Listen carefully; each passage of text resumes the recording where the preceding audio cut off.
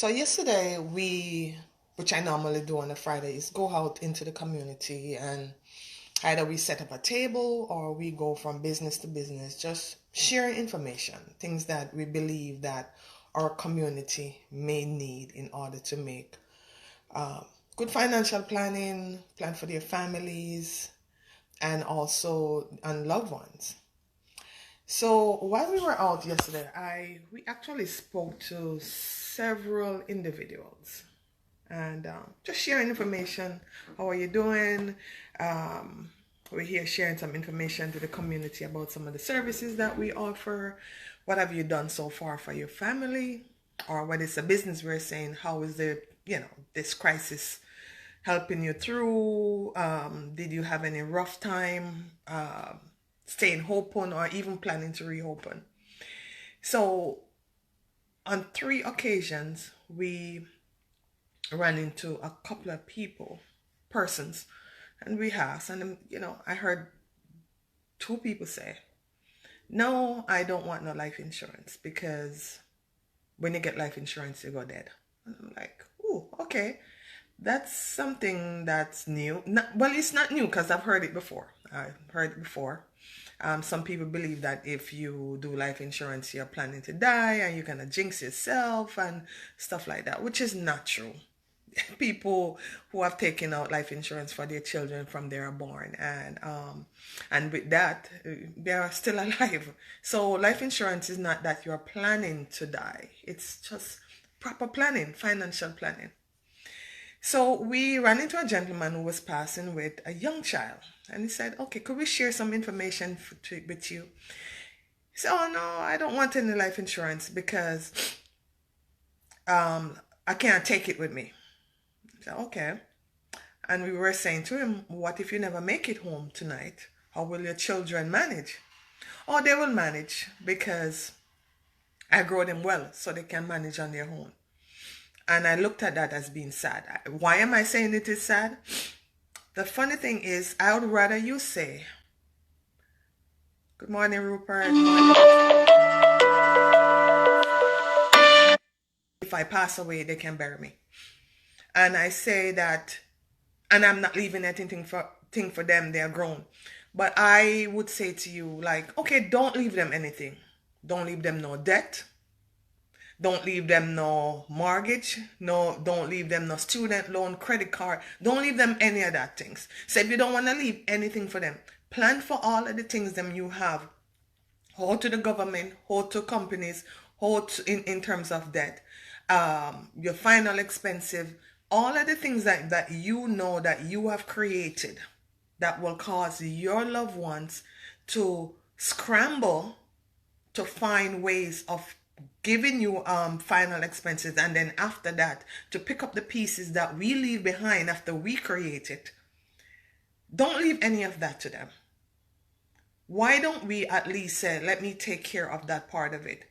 Why it was sad for me and this young a gentleman with a young daughter is that the funny thing is, if he did not make it home that night, that young child would be at a loss. Sometimes in our communities, we are wondering why is it that some community are faring better than some. And I mean, I'm from the black community, of course, and I'm not saying everyone. Some of us really do take planning very seriously. And some of the things, like if I was not in this type of business, I probably would be doing the same things too. Okay, let me put something in place to bury me if something happened to me. But the funny thing is that some people are not even doing as much as that. We know how much time things happen, and we are scrambling to do a GoFund, scrambling to put 2 cents together. Family members who don't even have nothing in place right now. I've seen cases where I heard people say, "You know what, I'm from Jamaica," so I'll hear someone say, "If I pass away, I want to go back to Jamaica." But have you made plan for your loved one to bring you back to your country?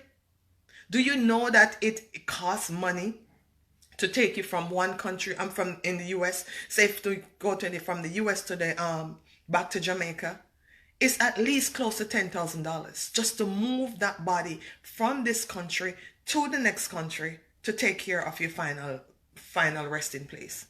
And we don't think about this. We speak.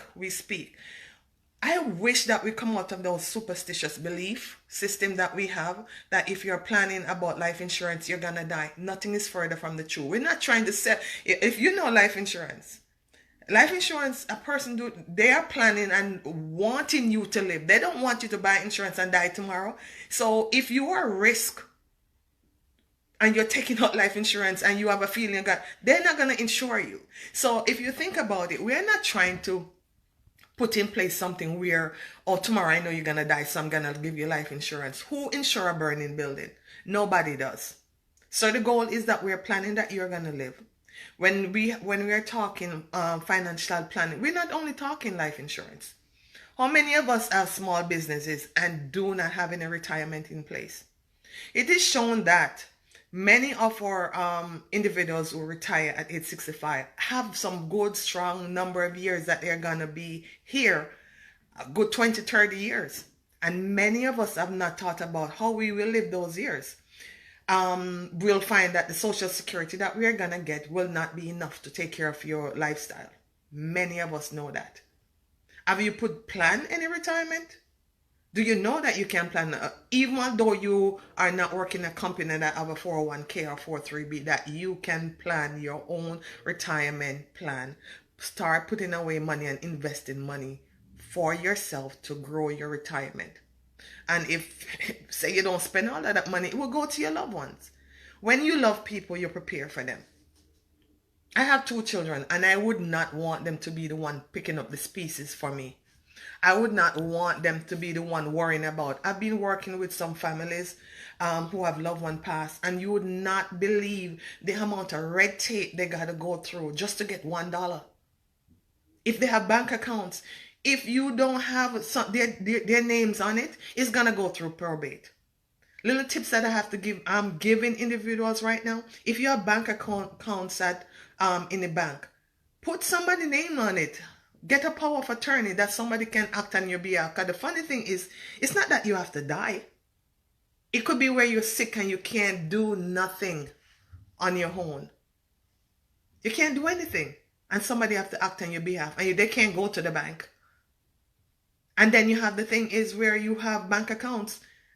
You have children and loved ones. Put this thing that's transfer upon debt, and you say who you want it to go to and in what percentage. Even those simple things, that's the things that I am doing for my community. I'm not running everyone telling everyone to go buy insurance, because I do understand sometimes right now might not be the time, but I do believe that if you have information, when you are ready to act and to move, you are going to move, and you are armed with information. I know people say, oh, I want to retire at this age or that age. And I would ask, what have you planned so far? Oh, nothing. So what would you do when you retire? I don't know. Plan for retirement. A year or so before you plan to retire, think about what you're going to do. Do you have a community of friends that you know that if you're used to working 9 to 5 and being busy, and when you retire have nothing to do, you're going to get bored? Do you have a community of friends? Do you have somewhere you can go to the day to pass the day? Do you have somewhere where you can have like to volunteer or something to keep yourself busy? Because if not, you're going to go back to work. And maybe when you try to go back, you can't go back. So I'm saying plan these things. When I'm talking about financial planning, I'm talking about holistic planning. I am always trying to be one that doesn't judge people as to how they choose, but I always say have information when you're choosing. Open your mind sometime. I know we are taught certain things. We don't believe in this and we don't believe in that. But at least be open-minded to get information. If it doesn't work for you, fine, it doesn't work for you. But don't leave your burden for somebody else to carry. It's unfair when you don't plan for your transition or whatever it is. Or even in the fact that you're alive and something happened and you got to go live with a loved one.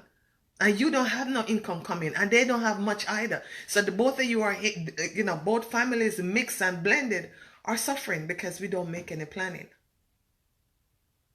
That's all I'm asking. Not forcing anyone to do anything, but just think about what we're saying. When we rush to say, my kids can take care of themselves. Is it true? You know it's not true. If you have ever lost anyone and know what it is like, I remember when my stepfather passed, my mother had a life insurance, and what she was able to do is go to the funeral home with the insurance paper. She didn't have the money. She went with the insurance paper, and all that insurance that funeral director had to do was to show them the paper, confirm that the insurance is in, and they were able to do the burial. Well, there are cases, of course, where we know that sometimes it may take longer. You might have to put out the money up front and then the money be paid afterward. Because guess what? They have to see how did the person die? What was the cost of it? Was there any misinformation on that insurance policy when you took it out? All those things. But guess what? You know you have done your planning.